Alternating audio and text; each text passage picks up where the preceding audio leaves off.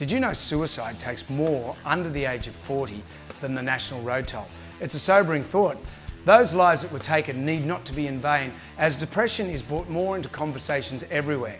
One of those pioneers to deal with this so-called undealable subject is the Blackdog ride, and it just gets bigger and bigger.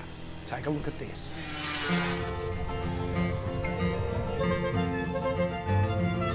Well, this is a Penrith Blackdog ride. We had 641 pre-registered riders, which is a new record for the Penrith ride.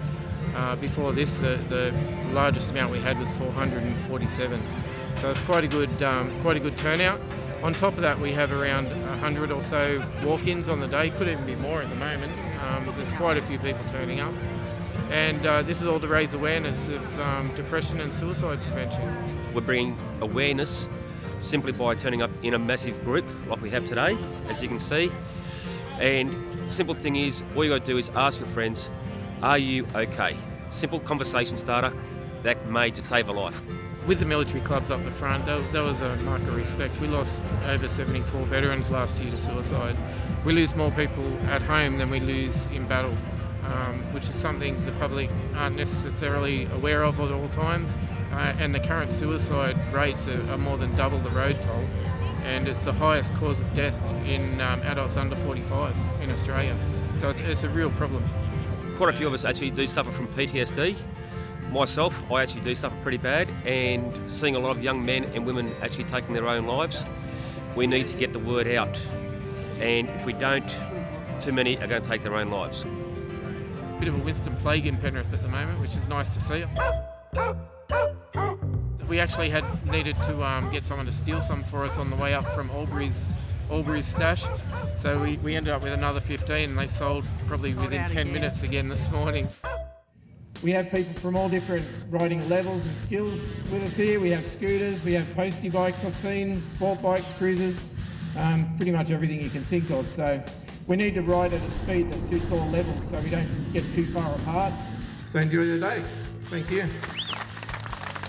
We'll take you up on the Putty Road today on the trike. It's just custom. It's an 80 cube with a couple of things done to it. Everything's modified on this. Nothing's standard. So when it comes to spare parts, it's a bit of bad luck. You just got to try and make something that makes it work. But the ride should be good today. Suspension's been really good. There's certain things on this that makes the ride a bit more softer. The Putty Road, no matter what the conditions are, you'll have a nice easy ride. It's going to be an awesome day on the Putty Road today. Well, it won't be a fast ride. We'll ride out Putty Roads nice and steady out to Grey Gum Cafe, where we'll have raffles, there'll be live music, entertainment.